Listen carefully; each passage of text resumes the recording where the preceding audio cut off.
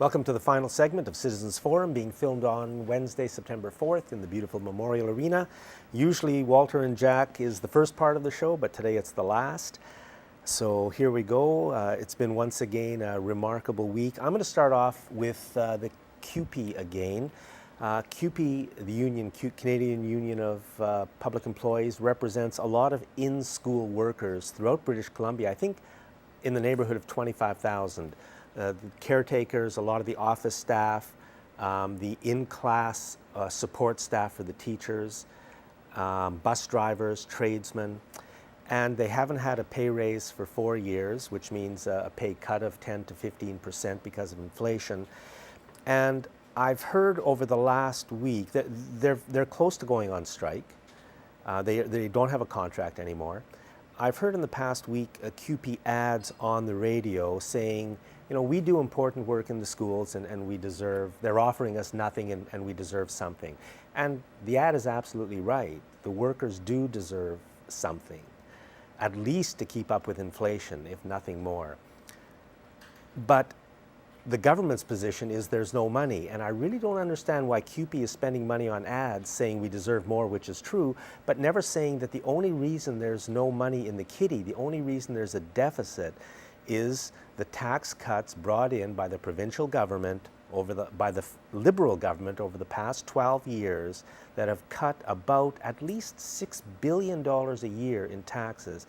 And most of those tax cuts went to the biggest corporations in the province and the richest people in the province. So I don't understand why CUPE won't say, hey folks, there's no money for the people at the bottom because it's all going to the people at the top, because that's the truth. Well, are they saying it? You know, you would have to really find out, because the corporate media sure don't want them to say that. Well, these are their own ads. Their own ads. They're buying and paying for ads. And you hear them interviewed. You hear the leadership interviewed on the radio. I have never heard anybody through the last several years with, I mean, the BCGEU workers, especially the lowest paid, people who are not making the living wage, they got stomped on once again. Yeah. I never heard the BCGEU leadership saying these people can't make a living wage because we're giving tax breaks to the people at the top. And the NDP won't say it either. No. So, I mean, as I've said before, being in a union these days, in a public sector union, is like playing for the Toronto Maple Leafs. You keep losing. We need a change, and the union leadership has got to do it. It seems they won't, but it's up to their members to figure out what's going on and start going after the leader. And there's a lot of problems with our unions, and one being my own union, the GEU, does not even act in accordance with its own constitution, and that's the leadership. No, as I said, one of the best unions in Canada is Quebec, the province of Quebec, and the citizens of Quebec. And look at what they did last year when marching out in the streets, and they got rid of Jean Charest and all that. I mean, when I was in the union for 17 or 18 years, and I'd always tell the fellows around me when I was working, I said, you know, just act union. You don't have to go around talking about union issues all day. You know what your rights are. Stick up for your rights. Don't give in. Don't give in on your rights. We negotiated a contract. If it's being infringed upon, don't be bashful. You're not working overtime without pay. You're not doing extra duties. You just do what you're supposed to do. And so many times I would see my fellow members give in to the employer and do little things. Well, you know, that is nothing against those employers, but we did have a contract, and it has to be honored, and that's what we have to remember that. And you were talking about, I mean, working outside in minus 30-degree weather in unsafe conditions, and I mean, that's the kind of thing you wanted enforced. Here are the rules of how we're supposed to be working. Yeah, you know, so you're always wondering about what's going to have to happen. You know, like, we know we're in this quagmire right now. We know we have this government. It's really a fake government, the Liberal government. They have no mandate, really. Christy Clark, to me, looks like a hostage. She can't do anything. All she can do is do what that she's told. But she's a very willing hostage. Well, is she willing? I think there's a lot of problems. Her association with the sale of BC Rail has not gone away. The facts still stand that, you know, her family was very closely connected to some things that went on during that time that could be considered to be criminal activity. And I think she has that hanging over her head. And as long as that is that way, the corporate media could use that against her at any time. And I think she knows that. So she's just going to basically do whatever they want. I want to move on to the Royal Bank and student loans. Now, there's a lot of people who have graduated over the last many years who have really, really big student loans. It's a massive problem. People are being forced to go to university because if you don't get the degree, there's so many jobs you're locked out of. And in order to go, they have to end up in debt. So anyways, the Royal Bank and the government's position and the media's position is, hey, you got this debt, there's no money to help you. Forget it, you're on your own. So anyways, in the last quarter, the last 3 months, the Royal Bank made a profit of $3.2 billion. That's the Royal Bank in 3 months made a profit of $3.2 billion. A record profit, and they always have new records. That would pay $30,000 worth of debt off for more than 100,000 students. In other words, just from the amount of money the Royal Bank made in the last 3 months, 100,000 students could have their debt lowered by $30,000. And we're never told. You know, it's never even a topic of conversation. It's like it doesn't exist. The media, the political parties, nobody will talk about it. But folks, you know, anybody, I mean, I think lots of us know people who are in debt because of having to go to university. And wouldn't you much rather have these people have $30,000 in their pockets than the Royal Bank to have it in their pockets? Because Exactly. the money is much different. You know, I'm a tradesman. I work out in the city. People have to fix their homes and their offices and stuff like that. If they don't have the money, it doesn't get fixed, and I don't have a job. So local economies really thrive on when people have money in their pockets. When the Royal Bank gets an extra $1 billion, like they're making $1 billion a month profits right now. So, you know, where does that money go? It goes off into international investments. It goes off to mining in Guatemala or someplace, or, you know, supporting other atrocities, investing in the war industry. You know, a lot of money is going to be made when the U.S. bombs Syria. So, I mean, that money being spent by these large entities really doesn't help our economy. These people that are living in this heavy debt don't deserve it. They simply should be given a break on their student loans. Yeah. So, I mean, anybody who's in that position, just keep it in mind that the whole reason for people having to go into debt is because the corporations and the richest don't pay taxes anymore. So the burden just falls more and more on the rest of us, and we're being sacrificed for the benefit of the 1%. Yeah, and just to reiterate the fact that the year, I think it was 2001, when Gordon Campbell reduced the corporate income tax rate by 1%. And that was the first year that BC really registered a deficit. So it was a direct result. Less money coming in from the corporate sector. They really weren't even crying out for it. He just decided to reward their friends and burdened us down with more debt. So there's no need for a deficit here in BC and et cetera. Let's move on to what is going on in Syria. This is being filmed on Wednesday, September the 4th. We have the U.S. Secretary of State, John Kerry. What a disgrace this person is, and Obama, and Joe Biden, the vice president. It is just unbelievable. And last week you mentioned the story of the incubator babies that they used to lie us into the first Gulf War, the first war against Iraq. The second war against Iraq was done with the phony weapons of mass destruction.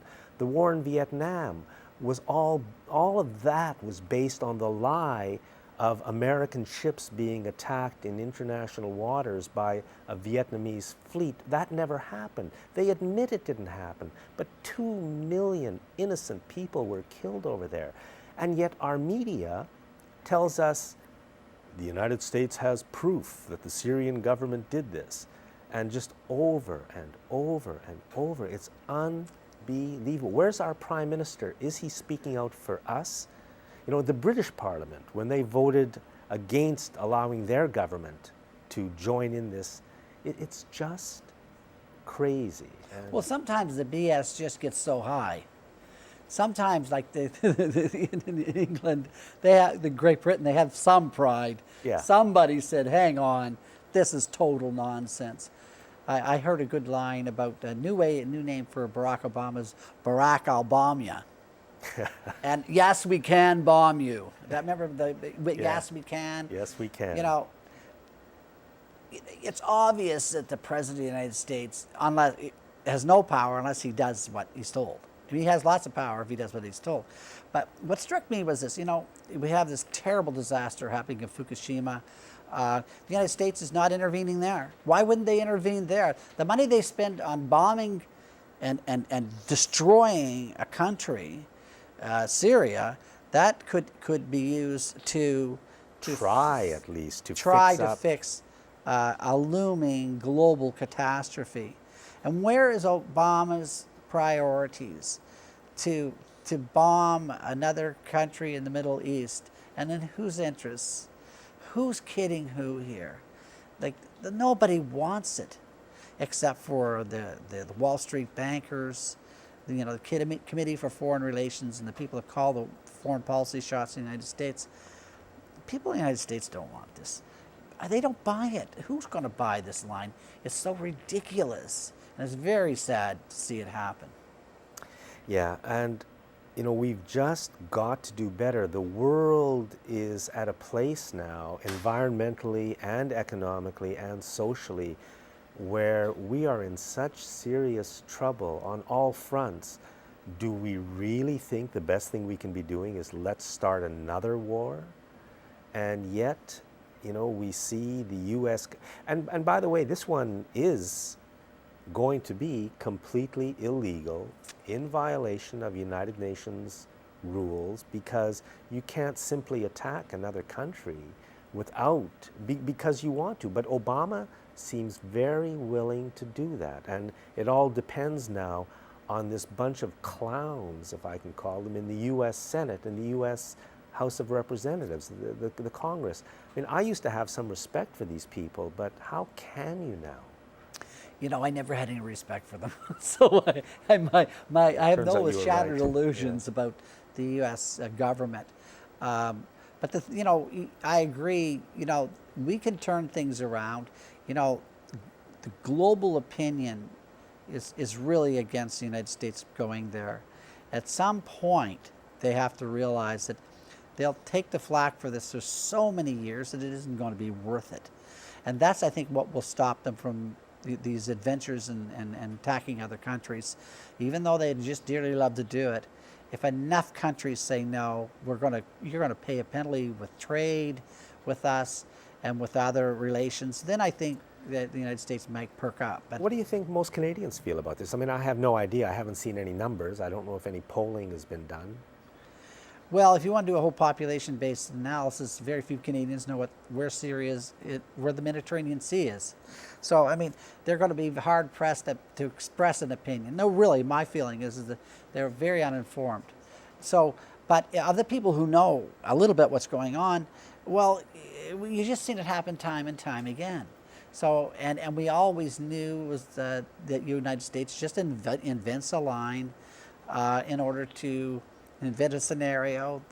Something has to happen. Oh, we have now the gas attacks, and now we can go in and attack this country. But it all has to do with Middle East politics. It has to do with war industry. The United States is on a war economy. Half of their taxes go to war. So they got to do something. They got to get rid of all these weapons. They got to have a war going, or they don't have an economy. Yeah, well, you know, we've just got to do better. We mentioned Fukushima, and again, that is probably it's so serious now that the media is actually starting to report about it. You know, the nuclear industry promised us and the politicians, it's all going to be safe. You don't have to worry. Nuclear power is safe. Now, in Japan, they've unleashed a disaster really of unimaginable proportions.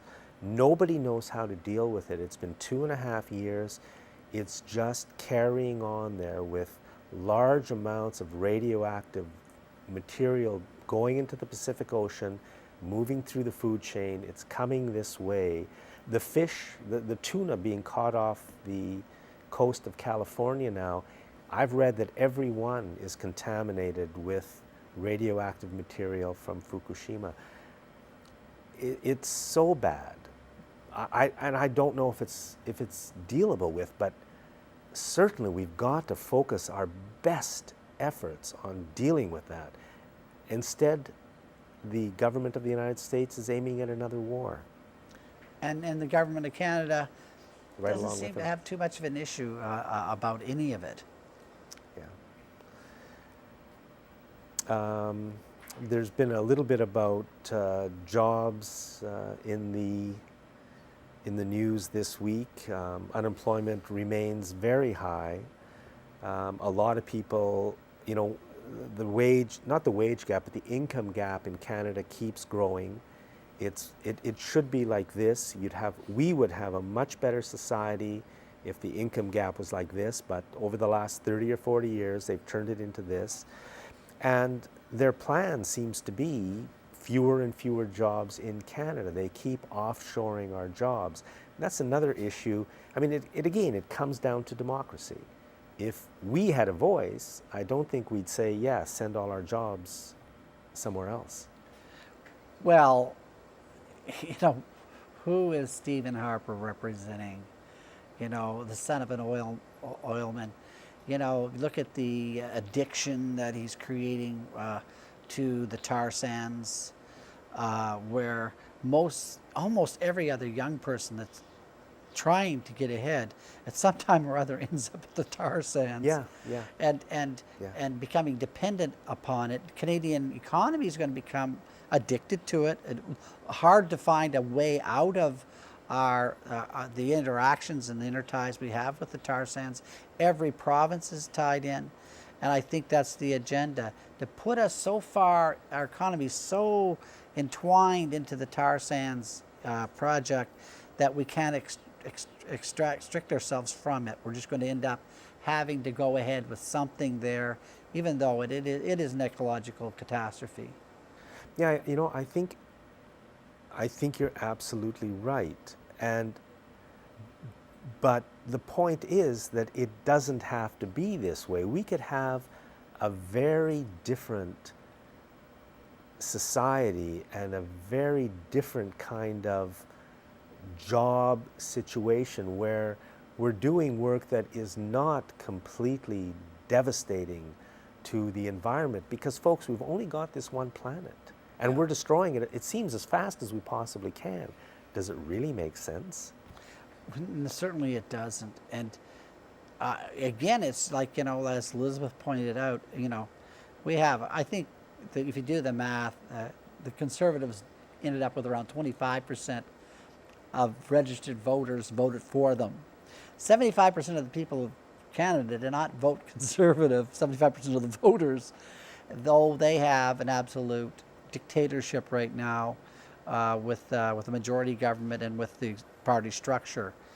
We have to change that. If we don't change that, we are really heading towards some type of banana republic. You know, where else? You'd have to look for models in Central America or someplace to try Except to see that the Central Americans and the South Americans have gotten past it. they've gotten. Yeah. We're the ones now. We're next. Anyways, I'm afraid we're out of time. Thank you very much, Walter. Always a pleasure, Jack. And thanks for watching today's Citizens Forum. Bye-bye.